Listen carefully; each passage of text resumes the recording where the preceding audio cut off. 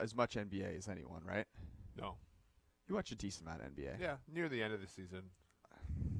You watch WNBA. You watch some NBA. I do. It's true. I have a comp for you. Ready for this? This one's special for you. Okay. I think Pat Mahomes is like the Steph Curry of the NFL. What do you think about that? He's like reinventing the way that people want to play the game. Right. You got young kids trying to do all this no look stuff. You've got old people yelling about it. Yeah, you got people are irritated about the integrity of the game.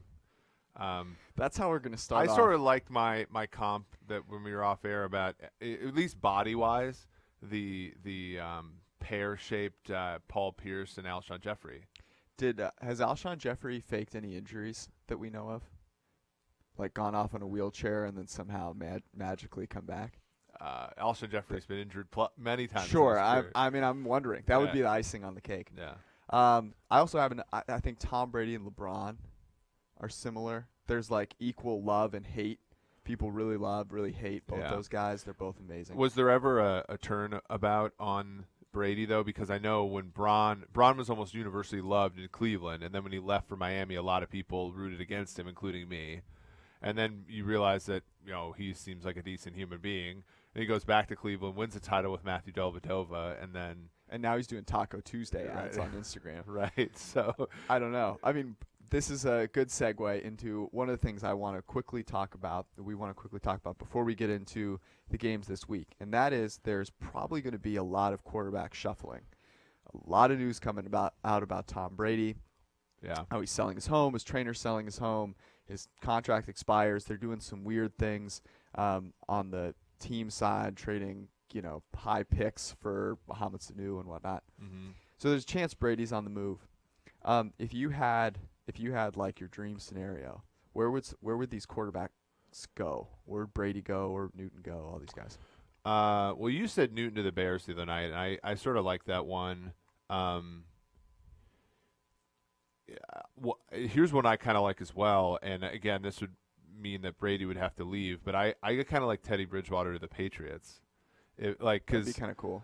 Because he's like kind of that quarterback that can do that, play that offense. He's very good for New Orleans offense as well.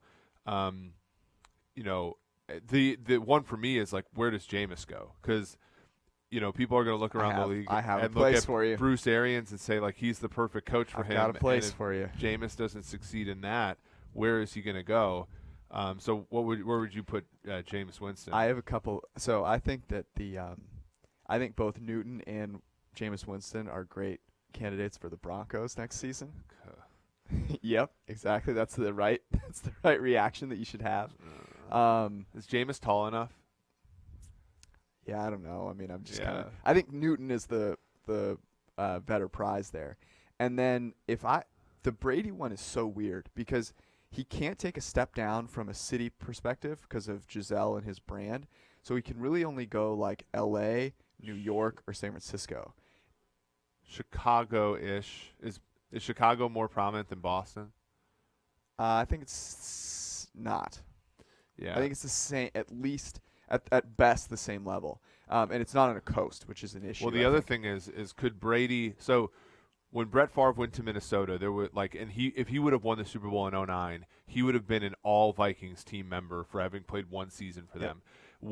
In what situation does Brady go to a team, deliver a Super Bowl in one season, and become a Ring of Honor player for that team? I think Chicago is a team, right? He goes there and wins it, right? It's only their second title.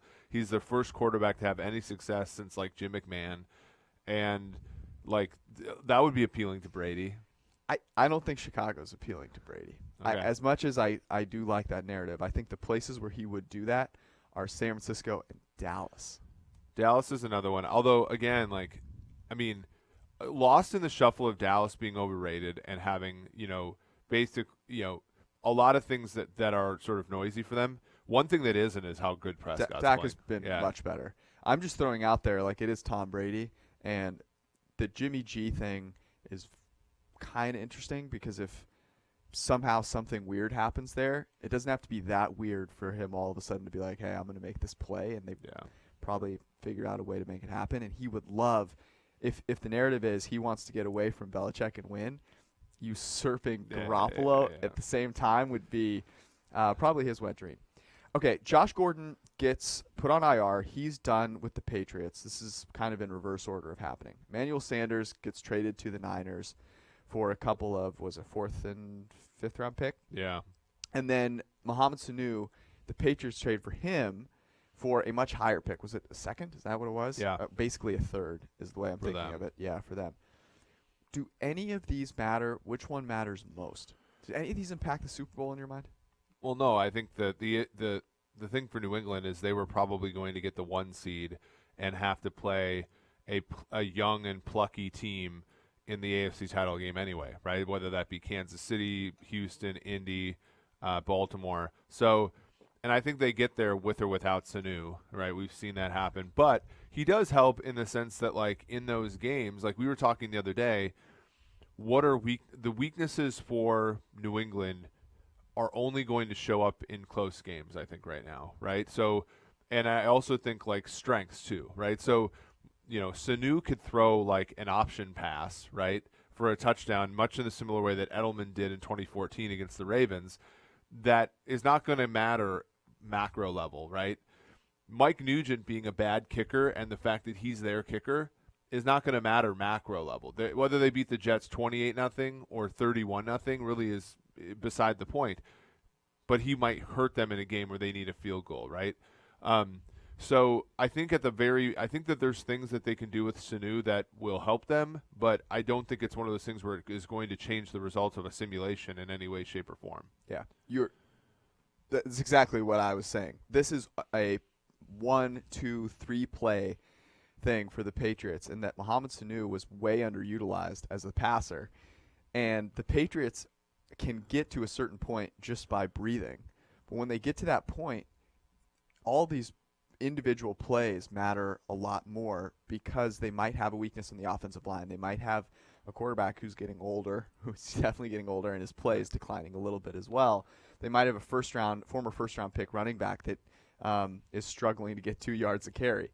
And when that happens, if you can have 3 quarterbacks on the field at once, you do it. Yeah.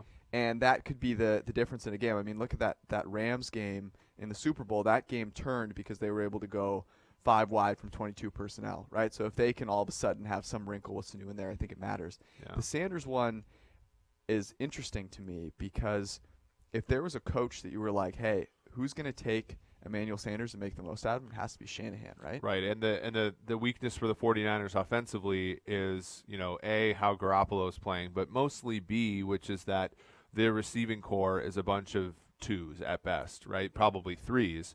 And putting Sanders in there at least gives you a 2, maybe a number 1 type candidate player in that position. So that really helps them. Kittle has been, his same old self. The running backs have been terrific. But he sort of rounds out that offense. Once they get their tackles back and Garoppolo maybe plays a little bit better, it'll be interesting to see what their ceiling is. I think that is the one that matters the most to me, because if I look at one area where a team that is at the top of the food chain is deficient, it's the Niners in the passing game. And Emmanuel Sanders is awesome. And here's the thing. He was awesome on a Broncos team that sucked. Yeah, they were bad. He was awesome with Joe Flacco. So if he now is in a system with Kyle Shanahan, that's the one that I think makes the biggest difference, because it most helps a weakness to a strong team. All right, we're going to get into the games in 1 second. You brought up this point the other day that's really interesting. Quarterback play, not as good as it was last year. Last year was like euphoric, awesome quarterback play. This year we've got guys like Jacoby Brissett who are good, but not great. Yeah. What does that do? How does it make you feel when you're going in and trying to pick out games and see where you might want to, like, hey, I got to pick 5 games. Here are the games I'm going to pick. How does it change your mindset? Yeah, I mean, I think it makes things, I wouldn't say easier to predict, but it's certainly, ensembles of models that include all the things that matter in football, I think are more effective. And we've seen this year in situations where more of the football game matters. And when the quarterback play is at its top, at its best, oftentimes the game will come down to which of the quarterbacks plays better. And some of the other stuff can't dampen that, right? Whereas now, with a guy like Brissett, versus a guy like Mahomes, some other things start to creep in, like how good, Indianapolis runs the football versus KC's defense, how the receivers play, how injured is the other quarterback, that type of thing. Coaching matters a lot more. So I find, it might not be as interesting, right? I think the best football games are always the games between 2 great quarterbacks. But for the other 14 games in a week, I think, the plethora of data we have at PFF is probably more useful in the case where quarterbacks are not, there's not 10 future Hall of Fame quarterbacks playing on a weekly basis. Well, the media, the market scrutinizes quarterback play incessantly. So if you're going to find the most efficient component of football, it's going to be how good the quarterbacks are. Mm-hmm. And their box score data, as much as it doesn't tell you the whole story, tells you a heck of a lot more of the story than for a lot of other positions. That's right. Than for coaches, right? So that's where I think the value is for someone to, hey, listen to this podcast, right? Yeah. Subscribe to PFF Elite and try and take in all the information that you can get. Shameless plug there, but I actually do believe it, right? Because more things matter that less people know about, the market is going to have maybe some opportunities for someone who's smarter. But here's the funny thing. I think it makes it less painful to watch football games, and here's why. If both quarterbacks are really good, and that's what's dominating the league, and you go into the game, we go into the game, we talk about it, we're like, okay, this is a better quarterback, he's getting points, and then you lose, it's probably because some other doofus on the team had this, brain meltdown, and that's tough to live with.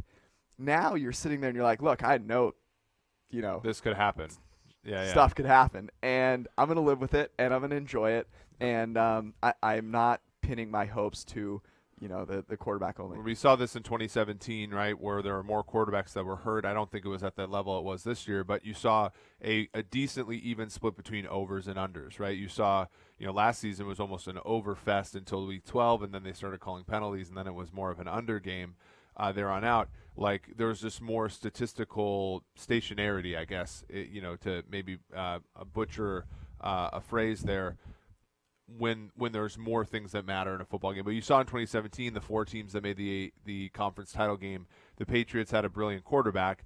the Philadelphia Eagles made it with a backup quarterback, a decent defense, and a great head coach who was hot. The Vikings made the NFC title game on a backup quarterback and a brilliant defense. The Jaguars made the AFC Championship game with what should have been a backup quarterback and a brilliant defense. Like, more of the things play in to sort of how the league plays out when quarterback is not this absolute variable. And we saw that with the AAF. We're going to see it with the XFL. Like, there's that's if you choose to see it with your own two eyes. Yeah. By the way, rocking new glasses. I look forward to the comments. I hope some people have some comments. I personally think it's a large step up.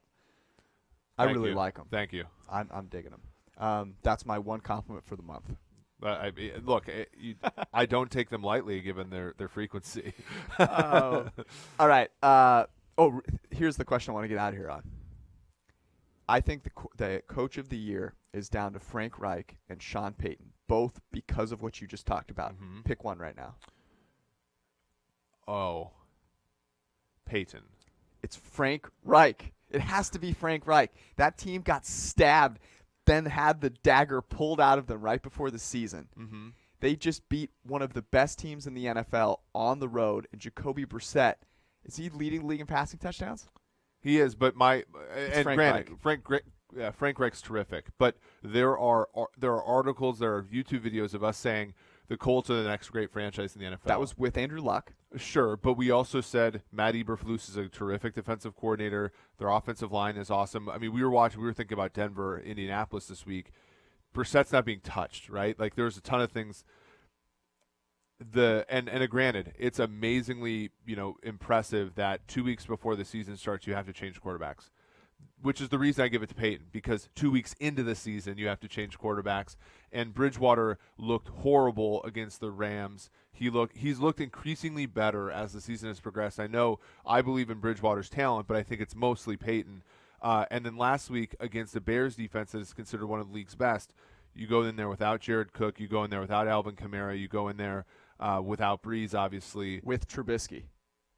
Sure, but their offense moved the football. They Right. scored 36 points. So I'm with you. The difference is that the culture in Indianapolis was more tenuous because of Luck.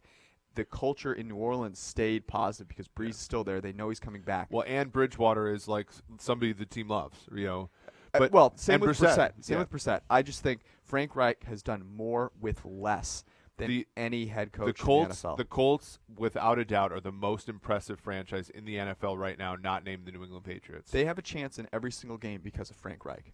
Mm-hmm. And I think you'd say the same for Sean Payton. I just think it's a harder thing to do in Indianapolis. All right, the games. We're going to start with the decision for the lock of the week, which is on a slide. It's on an 0-2 slide. We thought Doug Peterson hated cancer and loved justice. Apparently he's undecided at the moment because that was a pitiful performance by the Philadelphia Eagles. So we're going to try and do better here. We bet on this game every single week and donate all the proceeds to our charities. You can check those out on Twitter if you want to partake. Let's get this started. Washington, Minnesota is tonight. It is a Thursday night God game. help us Joe all. Buck is taking a break from watching the Washington Nationals dominate the World Series. Will the Washington Redskins have the same sort of mojo here heading to Minnesota? 16.5 right now. Yeah. Total is at 42. Your thoughts? Yeah, and there's been a decent appetite for Minnesota. I think this opened at 14.5, if I'm not mistaken, maybe even 14.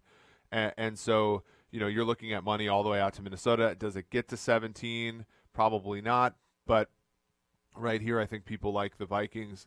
Total on this game, 42. If I'm looking at this game from a betting angle, I'm probably going to look more at the total than I'm going to look at the spread. Yeah, I think for the lock of the week consideration, that's where we've got to look. So if you say, hey, the Vikings, this is a huge spread. The Vikings crush bad teams. And you think maybe there's a little value on the Redskins, because they're like sort of a team and whatever. But there's the possibility that the Vikings come out and roll. If the Vikings come out and just crush, they're going to keep it going.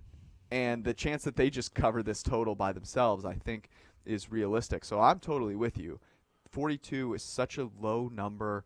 And the Redskins, for all the things that they do not do well, Case Keenum is basically a YOLO guy. I mean, Yeah. 5% of his plays are turnover-worthy plays, and that's a recipe, for points. Well, and you have all the motivation here, right? You have Kirk Cousins, wants to really probably stick it to his old team, the team that refused numerous times to give him a long-term deal. You also have, as you talked about, the turnover machine that can be Case Keenum in situations like this. And you have, and we talked about this last week, it didn't end up coming to fruition. The Redskins, scored enough points to cover the other day.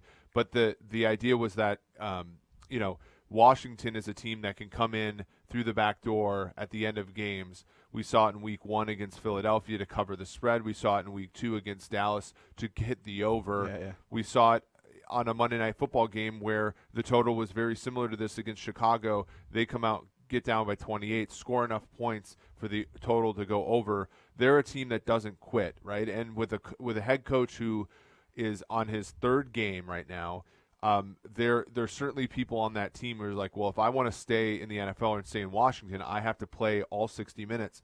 So I can see a situation here where, let's say the Vikings are up 35-3, right? That's Washington comes in and scores a cheap touchdown at the end of the game. That gets you over the total, right? Or maybe it's 28-10 and the same thing's true, right? Yeah. And the Vikings are I can't remember what the spread record is for Zimmer against non-divisional foes at home, but it's like 18-2. Yeah, he's done well. So I would say that. Does Thielen being out worry you? No, Washington has Quentin Dunbar, who's played really well this season, but I'm not exactly going to say, okay, he's going to go shut down Diggs, right? And then Dalvin Cook, obviously out of the backfield. Olabisi Johnson played well against the Lions. He did, actually. And Irv Smith is a guy that they've increasingly incorporated into the offense. So I'm not worried. I'm not worried about Minnesota's weapons. The only thing I would be worried about is Washington. They really have one guy that they rely on in the passing game, and they've shown a commitment to the run game, right? And they might think that, we should run the football to keep this game close. I think they're going to find out real quick that that's not going to be efficient enough, and they're going to get behind and have to throw. The thing that makes me a little bullish on this, I'll keep this short, is Minnesota has actually over the last 3 weeks, they've run the ball far worse. They're 20th in terms of early down rushing. But their play-action game, they are using it more, and it's the number 1 play-action game in the NFL. You'll notice the interesting de-establishment of the run game, yet the success of the play-action pass.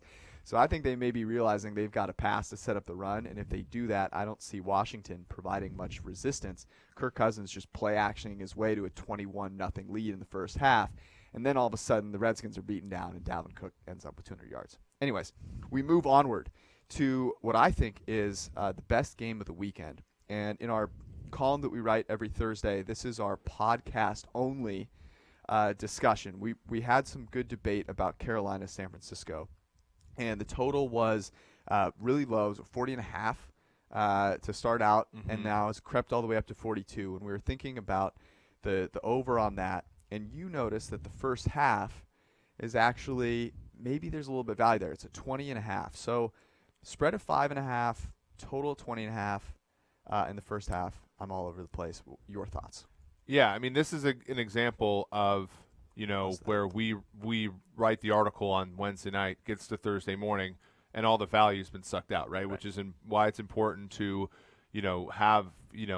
make some of these picks earlier in the week, because oftentimes the numbers move in your direction, which is a good thing for you, but you're not getting value unless you put the money down early on.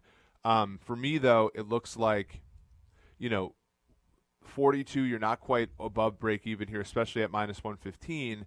But in the first half, you could make an argument that 20.5 is, it's underneath the key number of 21.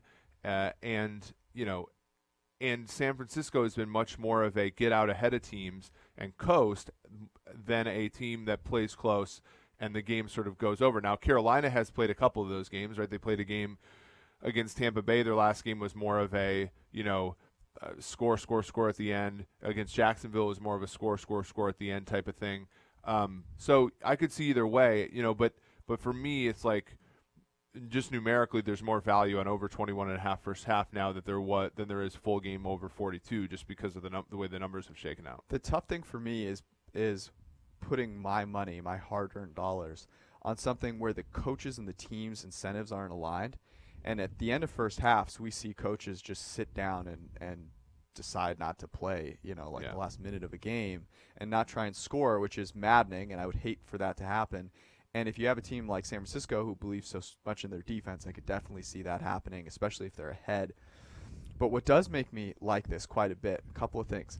Kyle Allen makes a lot of big-time throws, a lot of turnover-worthy plays. Top 10 in both of those. And that could be a recipe for points. Here's what I like most about it. You know how much respect I have for Christian McCaffrey, right? Mm-hmm. So more off the field than on, but yeah. Both, actually. And I have done a little bit of research on Instagram. It seems as though, and I may be wrong, someone may correct me on this, but it looks like for the first time, Olivia Culpo, do you know who she is? Mm-hmm. Former, I believe, Maxim #1, top 100. Used to date Danny Amendola. He blew that massively. You hate to see it. But she, I believe, is going to be at the game and put like Christian McCaffrey in her Instagram story. Public acknowledgement of affection.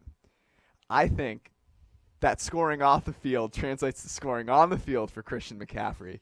And that's what makes me secondarily bullish about the over. The Niners' injuries in the secondary have not been affected so far in the 2 games that they've played without various numbers of corners there. But they have not been stressed by an offense this good. Weird True. to say with Kyle Allen. Allen's also down over 8 yards average depth of target. They're averaging a third of an expected point every time he drops back to pass. Like, this is a very good offense. And the weakness we saw in Carolina going into the season was coverage, and they've played way better. They're the 6th highest coverage grade. But I think that might be more of a product of who they've played than some sort of broad. The Rams turn out not to be great. Exactly. So, we regress our numbers to the market, right? So even if we say, we do lean over full game, we do lean over first half. For me, if I would have to pick one of these two, I would say first half. But we did not write it up in the article, mostly because of the fact that the number moved towards us right before we printed. So. Right, and there's still just a sliver of value if you get -110 on 42, and I like the way that to me the whole game just feels safer. I don't know, just because there's a chance that coaches decide to score. Also, Christian McCaffrey returning to the Bay Area, where he played. Christian McCaffrey's gonna have 500 yards in this game. He's gonna go off. I don't know if that makes you feel better or worse about the over. Okay, we'll keep that one in consideration. Let's move on to the Sunday night game, which is very interesting because Kansas City's at home. They were a 4.5-point underdog to open up. Right, it was 3 to open, right? Oh, was it only 3? When we were talking about it Sunday night, right, it was 3 and then shaded towards. Oh, and then it jumped out. And it jumped out, got to 5. Very early on. Yeah. Very early on Monday. Yep. It was 4.5 as of 5 a.m. on Monday. So there was a lot of Green Bay money early. And it has now kind of jittered around but settled at 4. And this is interesting because it's in Kansas City. And Matt Moore is slated to start. Yep. We've heard a lot of comparisons between Mahomes and he's kind of he's got this Brett Favre gunslinger bit about him. Maybe the most Brett Favrean aspect about him is that you just can't keep the guy off the field. Yeah. Yeah, Favre played yesterday. half a season with a broken thumb on his throwing hand one year. Yeah.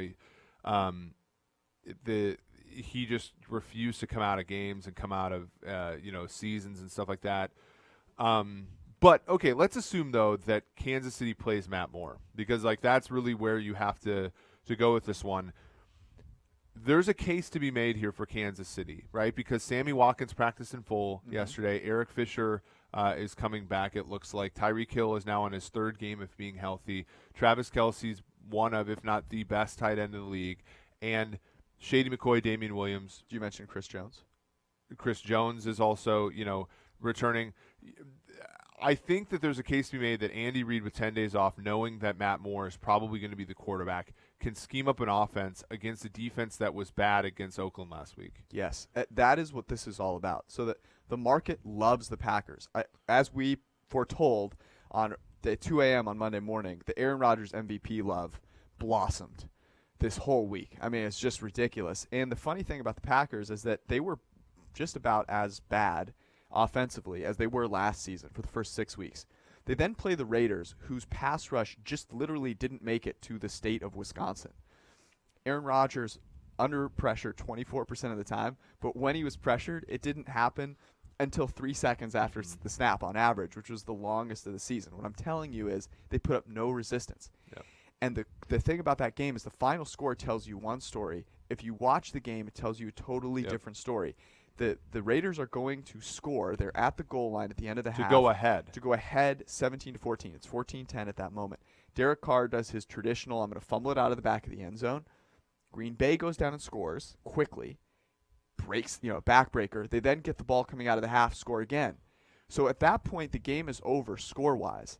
But if you watch the Packers defense that whole game, there are Oakland Raider guys running wide open throughout the course of that game. And if you're telling me that John Gruden can scheme up something for Derek Carr in Green Bay, Andy Reid can do it with Matt Moore, with Tyreek Hill, with Travis Kelce in Kansas City.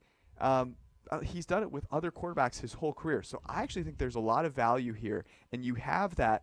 So if you take this at 4, and you go, okay, well, if Matt Moore plays, Matt Moore plays. I get a team at home that's got more of a field goal as an underdog. But there's maybe a 10% chance you get Mahomes +4 at home on Sunday night? Is there anything better than that? Right. And look, if Mahomes if Mahomes is questionable in the injury report in the next few days, there's the only way that this number's going is towards Kansas City. Right. And if you already have Kansas City, like if you bet early in the week +5, +4.5, or even now at +4, there's a chance you might get Green Bay at a money line price of -150 or -175, in which case you have a pretty sizable middle on the game should Green Bay win by a field goal or less. There's a lot of opportunity here, and as you said, the chance that Mahomes plays turns this thing upside down. One thing to talk about here, just briefly to end, is the thing about you can throw out most of Kansas City's performance against Denver defensively by virtue of the fact that Denver is bad. Mm-hmm. However, they made without Chris Jones in the lineup, they made a concerted effort to say, okay, we've gotten dragged across the field in the run for about the better part of a month. They put 2 recent draft picks, Derek Nottie and Kylan Saunders, as their 2 defensive tackles in that Spagnuolo scheme. Very similar to what the Giants used to do with the guys, Harrison and Tomlinson and so forth. And they said, look, if we're going to get pressure on the quarterback, it's not going to be because of these 2 guys. It's going to be because of the guy we paid a ton of money to, Frank Clark, Alex Okafor, Emmanuel Ogbah, and blitzers. And they absolutely did. And now while Green Bay's better offensively up front, I think that's a side, Denver's a pretty good rushing offense, right? And so there's a chance that, Kansas City defensively is somewhat improved just from a schematic standpoint. If they can slow down Aaron Rodgers at all, I think Matt Moore should be able to keep this game close. Yeah, I'm going to sell the Chiefs defense because Elijah Wilkerson and Garrett Bowles are not Brian Bulaga and David Bakhtiari. In fact, one of them is maybe the worst tackle in the NFL. And we know defense doesn't matter. But I think that Aaron Rodgers and that Packers offense might slow themselves down. Right. Well, and if they run into a Chiefs defense wanting to stop the run, it might be beneficial. True. All right. I think we consider that one for sure. Miami-Pittsburgh on Monday night. So last week on the podcast, we dumped praise upon Ryan Fitzpatrick and the Dolphins getting, was it 17 at the moment? Yeah, I think so, in Buffalo because it was the better quarterback getting points. Right. And my question to you is, has anything changed about that statement now that they're playing in Pittsburgh? Well, just that they're getting 2.5 fewer points. That's it. I mean, honestly, Mason Rudolph, we liked him a little bit coming out of Oklahoma State, but at this point he has not proven the ability to, he has not proven an ability to be 14.5-point favorite in the NFL. Pittsburgh's defense has been great so far, but they're without Stephon. Put your back into it. They are. That's the only reason we're talking about this game. That's the only reason I wanted to talk about it. And they're weak at certain parts, like Mark Barron at linebacker, all that kind of stuff. Like, I don't think this Pittsburgh team has played anybody so far, right? And so, like, all the defensive metrics are based upon their best opponent being a San Francisco team that turned the ball over 6 times, right? And so in this case, I just like Miami, and again, I don't like them as a team. I don't like anything about them other than the fact that the number is too high. Yeah, 14 is what I see right now. I think we printed 14.5. I think you can get 14.5 at plus 115. It's probably worth it. Probably worth it. Minus 115. The Steelers beating the Chargers seems like a big win because it was on the road with Duck Hodges. It was at home. They just brought their home. There was their summer home in Los Angeles where they brought all their fans. And it turns out the Chargers really suck. They're not very good. And, just have a ton of injuries and whatever.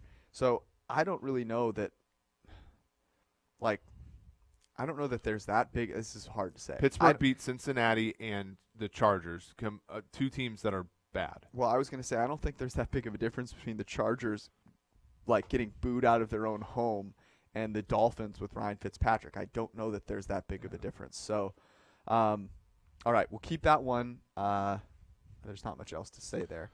Let's talk real briefly about Denver and Indy as the last game before we decide. And this game is interesting because I think there's a narrative out there that Denver has completely given up. And they traded Emmanuel Sanders, and that obviously exacerbates that sentiment. But it's a 5.5-point spread. Mm-hmm. Joe Flacco, for all of the sacks that he's taken, and they have been numerous. This side of the New York Jets, the worst team in terms of yards per play under pressure. When he's kept clean, they've been having success. Cortland Sutton has been very good. They still have Von Miller, and it's 5.5. Yeah, this reminds me of when the Broncos went into Indianapolis as 7-point underdogs and won outright. Indianapolis is the most impressive football, besides probably Baltimore, New England, right? Philly, some degree, but the Colts are a great team. They should not be laying, and earlier in the week they were laying, I believe, 6.5. Now they're laying 5.5. So the market sort of agrees with us here directionally. They should not be laying this many points to a Denver team coming off of 10 days off, right? Coming off. And this is really just the Denver got humiliated at home in an island game. Now, I just think this is a perfect spot to back Denver. Now you're not getting that key number at 6, so I don't think it's in lock of the week contention. I think at 6 you it would be. Don't want to put it in there, but it is something where if you look at it, you get plus 215 on the money line. What's that? Keep tabs on it. Keep tabs on it. Yeah, that's what I'm saying. Okay, let's hammer this one out. So here's what the options are: Washington, Minnesota over 42, Carolina, San Francisco over 20.5 first half, your Chiefs at home getting 4 against Green Bay, and my Miami Dolphins, because I'll be making a trip there with my Niners later this year, on Monday night with Tess and Boog against the Pittsburgh Steelers, getting 14. Where are you leaning? I think it has to be one of the two night games, right? The Kansas City, Green Bay, and Miami, Pittsburgh. I think in terms of numerical, the numerical edge that we would give each game is pretty high. But then I look and there's a lot of uncertainty associated with Kansas City. But Kansas City made people a lot of money from 2013 to 2017 with a quarterback who, granted, is better than Matt Moore, but is not a Hall of Famer in Alex Smith. And so the question that I ask is, if Alex Smith starts this game for Kansas City, what's the spread? 1.5. Well, 2.5. Is Kansas City favored? I don't think so. Okay. See, I can't Alex. So there's a difference. Alex Smith as the starter for the whole season is different than saying Alex Smith, my backup coming in, because there's uncertainty in a guy that you have not seen play that is built into it, right? Yeah. If Alex Smith is your starter the whole year, I don't disagree that they're probably favored. Okay.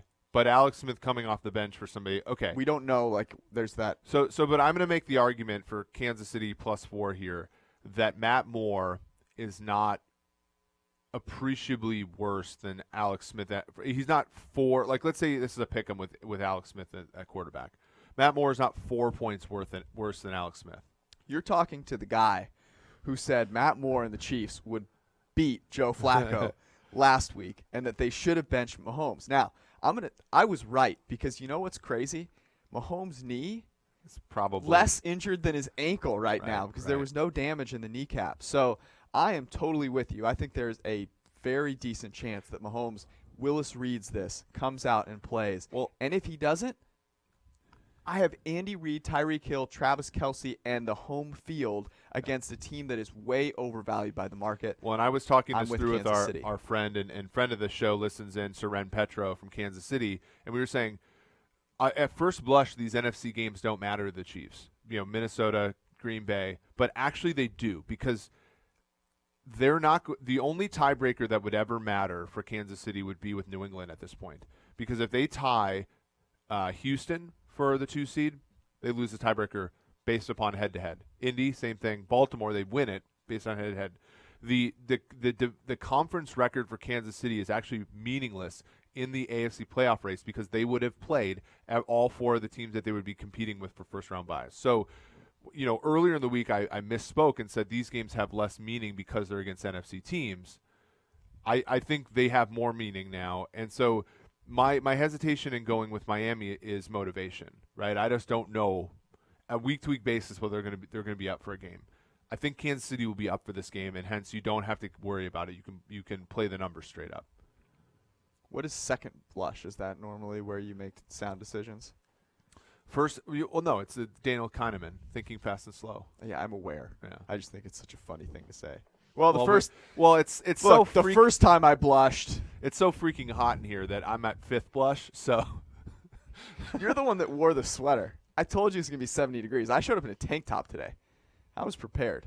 You were not. You show up in a tank top every day. Okay, let's briefly talk about the rest of the Kansas City's the lock of the week. So what we're going to do here is we're going to zoom through these, and if you want to dig into more of it, there'll be some that we just really won't talk about.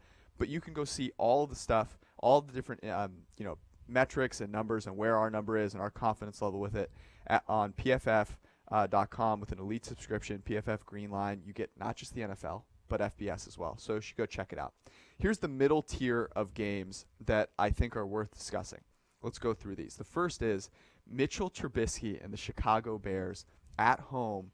Now I believe a 4-point favorite against the formerly mentioned Los Angeles Clippers. I actually think the Clippers basketball team might have as good a chance as the Chargers at this point. Yeah. Your thoughts? So our number and the number with the Bears, the number that's currently offered is the same. However, if you listen to our podcast on Sunday night, Monday morning, we talked about the Chargers being a value at +6, +5.5. So that has moved in our direction. Another reason why you should listen to the Monday morning podcast.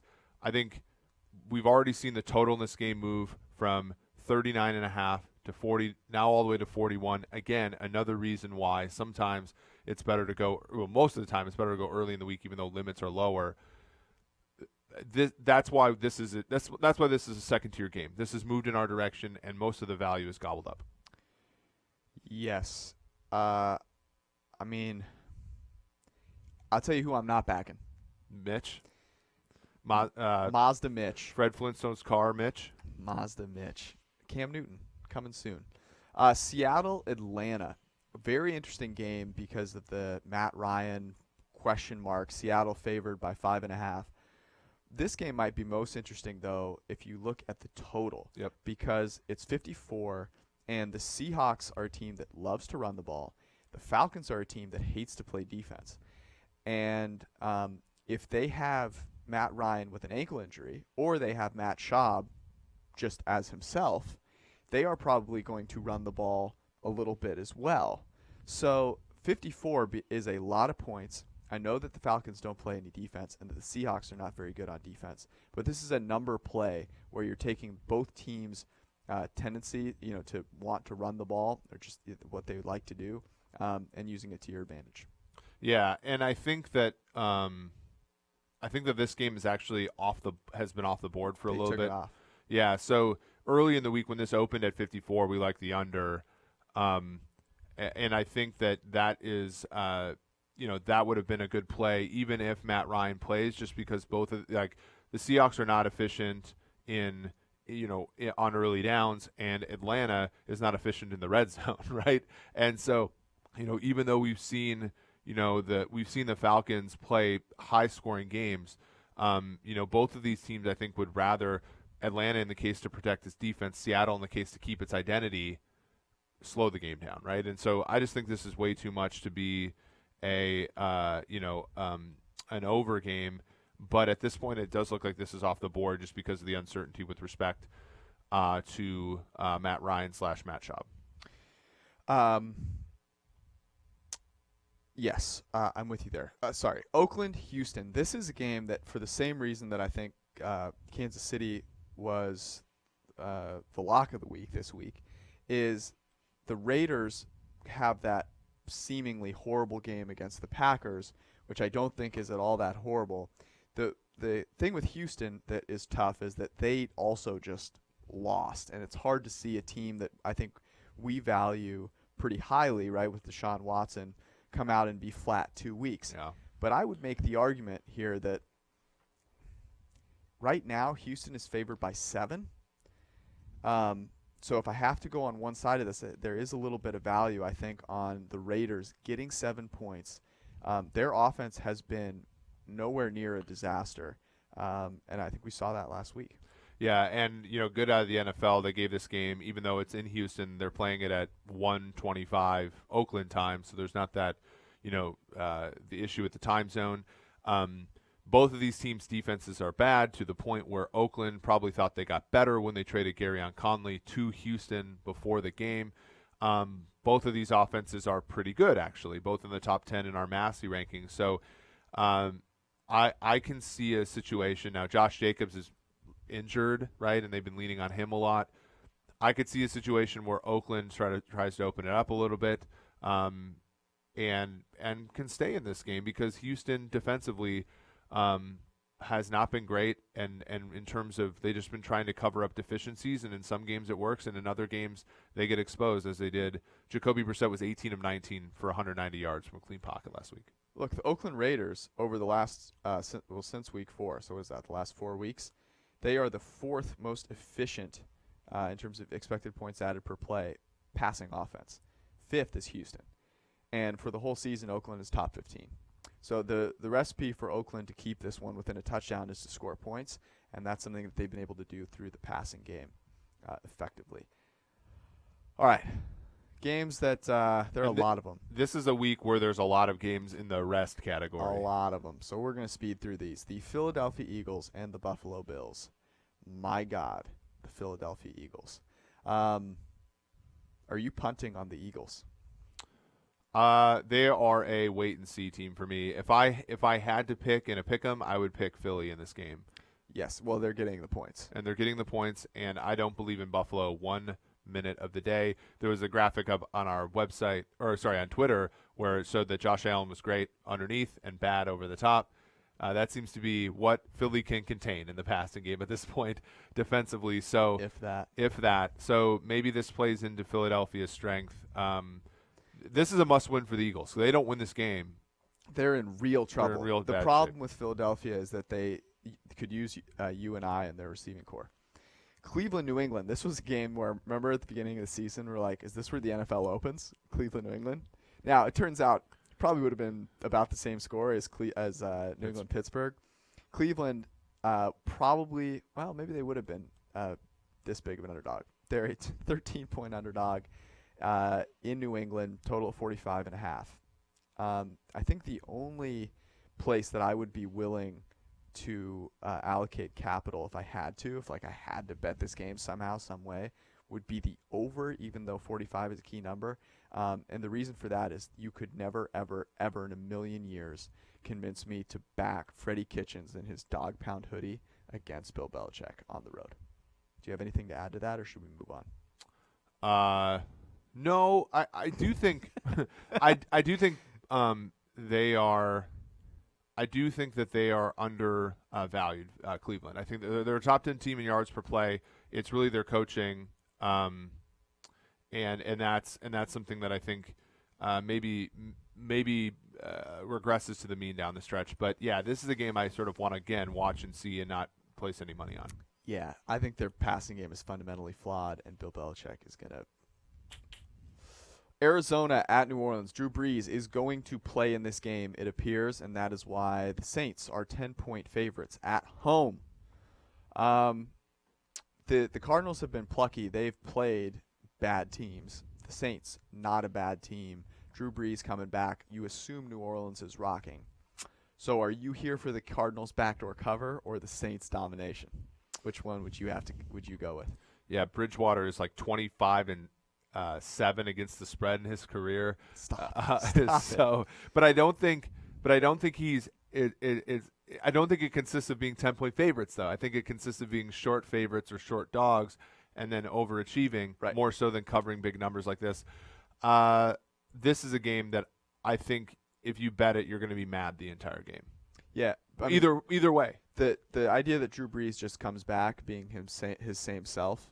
Well, like and I think they're playing some games with that. I don't know if Brees plays more than I don't think he plays the full game.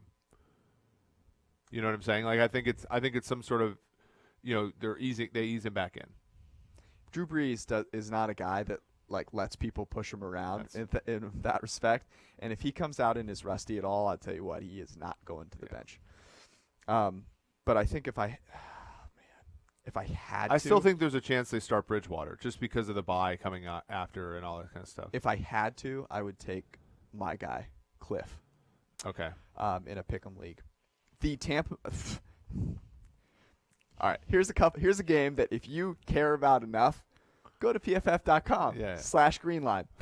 For our win totals, this game matters. The Tampa Bay Buccaneers and the Tennessee Titans, if we talked about it in any detail here, they would have to shut down the YouTube stream for unsightly content. Yeah. We're not about that. The two teams that might have different quarterbacks next year. The Cincinnati Bengals go to Los Angeles to play the Rams. No, they go to London to play the Rams. Oh, that's right. Yeah. I knew that on Monday morning, and I have since forgotten it, apparently. Because we have paid zero attention to the game. I think Cincinnati's undervalued here, but there's no way I'm touching it because Cincinnati's been undervalued every week, and with the exception of the first, I think the first 2 out of the first 3 games they covered, it's just hard for me. Dalton had that team in the game the entire time against Jacksonville and then proceeded to throw interceptions to defensive linemen and linebackers. So I think the Rams are vulnerable, but again, this is why this game is in the rest category for us. Can I say something here? If Jared Goff does not have a great game, my Tom Brady to Los Angeles playing in that gleaming new stadium next year, it's going to heat up a little bit. And the thing with the Rams is they have proven to do absolutely anything. Now, I have no idea. I'm not a contract expert. Yep. I'm just saying. Well, who's the best quarterback in this game? It goes Todd Gurley. No, it goes Ryan Finley, Jared Goff. You're going to Sean McVay. Sean McVay might not be able to throw a ball, but he can diagnose. Was it McVay defense. like a receiver? Yeah, but he could diagnose a defense enough. I see. Right? I mean, it doesn't. He might have a noodle, but at least he's throwing the ball in the right spot. Yeah. This game is not in the early wee hours of the morning. No, it is at just a 1 o'clock game. Thank God. They just buried it. They know better. Thank God. The New York Football Giants and Daniel, your boy, Jones. The Danny Dimes thing wore off real quick. More like Danny. He's playing a new position now. It's Danny Nickel. Oh, boy. Oh, man. You can subscribe for Eric's jokes. They play the Detroit Lions. The Detroit Lions are 7-point favorites at home. Coming off of a couple of really disappointing games that are not entirely their fault, like the Green Bay one, and then a very disappointing performance last week. Are you back on the Lions bandwagon that you yourself built and got rolling down the road? Yeah, Detroit has a pretty easy schedule moving forward here, starting with this week. I think Detroit's defense will have its way with Daniel Jones, and Detroit's offense, not now that they're not carrying Kerryon Johnson on their back, will open up and have a game similar to the one they had in Minnesota where they played great. So I like Detroit here. I don't know if I like them to cover, but I do think they win. If I had to pick one side, I would say that if you're in a pick'em league, the Giants will be a popular pick at 7 because of the Barkley thing, the fantasy Well, and thing. people think that the Lions don't have any motivation anymore because they're out of it in the NFC North. That's all BS. Sure, maybe. And the Lions' defense is going to be the most similar to a Patriots defense, and we know how Daniel Jones played in that game. Next, the New York Jets. My God, did they look bad, are playing the Jacksonville Jaguars. I'm just going to say this. I can't imagine that anyone is overreacting to the Jets, right? There's no way. Yeah. I mean, or the Jaguars. I mean, the Jaguars, on the final scoreboard put a whooping on our Bengals. That's true. And it really wasn't that compelling. Favored by 6. This to me strikes, the only reason that we wouldn't, the only side that there is to have in this game is Jets plus 6, in my opinion. Yes, but I would like to not have it if I can avoid it. Yeah. Yeah. Sam Darnold, this is my new favorite thing to do. If you add his passer rating when clean and passer rating under pressure, you just barely scrape over Gardner Minshew's passer rating from a clean pocket. That is it for games for Week 8. They were kind of weak, to be perfectly honest. I think the slate gets a little better the following week. As a reminder, we do a podcast right after Sunday Night Football is over. We need your help. I've been pulling all-nighters at the Cincinnati Church of Christ, praying for Pat Mahomes to play in this game. Yep. I know the entire Sunday Night Football production crew has been doing so as well. If you know, I'm a Chiefs fan, so I'd like to see him play. So you'd like to see him play. If you know anything about Fred Godelli, you know that he is a man of religion. Now, football is his religion, but that doesn't mean you can't pray to it.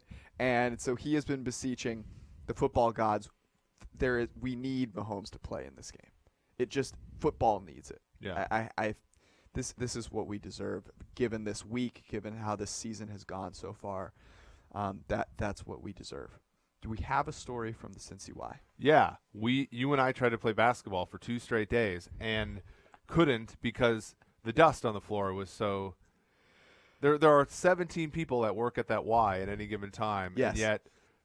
And yet the dust on the floor and to the listeners here, you might not know this, but George tolerates incompetence at a level 0.0 so not a lot. So and to your credit, you played a few games despite the floor being Played is probably the wrong word. Right, but you were being gracious despite the incompetence around you. And yesterday we just had to flat out quit playing games and play horse because the floor was so bad. Yeah, it's not good. It was egregious, and usually the Cincy Y does a good job, but the last few days they've been really slacking off. So to our listeners that work there, get your asses moving. Get your act together. Here's the thing. When you walk into the Cincinnati Y, there are 4 people at the front desk. 2 of them on their phones, 1 of them folding towels, and that's great.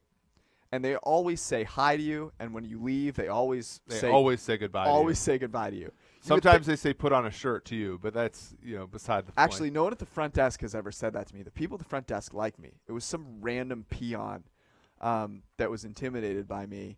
It was like 85 degrees outside. Get over yourself. But anyways, if they can have that many people saying goodbye to you as you leave the gym, you would think they could sweep the floor of the basketball court because it's a huge liability. Mm-hmm. I just think that's my least ACLs will thank you if they sweep the floor. Yeah. Hopefully we can get that back in order.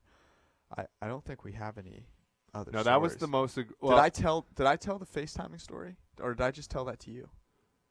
Yeah, I think you just told that to me. Okay, so here's the story. I'm in the gym. I'm in the weight room section of the gym, and I don't wear headphones because I only have 1 pair of AirPods, and I'm worried that the sweat will make their lifespan shorter. So I have no headphones in. I can hear everything. And I see a guy in front of me on the bench. He's laying down. He's got the barbell over his head. He's got his hands on it, ready to take it off. But he's talking. I'm like, that's kind of weird. And he's having a conversation. Is this guy talking to himself? Takes his hands off the bar, picks up his phone. Dude is FaceTiming someone. Proceeds to have a FaceTime conversation, super loud. 5 minutes go by, hasn't touched the bar. 7 minutes go by, hasn't touched the bar. Finally, gets up, leaves the weights on the bar, proceeds to a different area of the gym to go squat, continues to have this FaceTime conversation. It's about 15 minutes, does maybe a set or two of like 135 squats, maybe gets a total of 6 reps in, pieces out. Unbelievable. FaceTime is a terrible invention because my family tries to use it at the pet store to buy a dog. And That sounds like a story that we should have told on our Monday night or Sunday night pod. if I make it there. If you make it there, Yeah. you can. So tune in on Sunday night to hear Eric tell you about how his kids are trying to get him to buy a dog, and for the look ahead lines for next week. Enjoy week 8. Thanks, guys.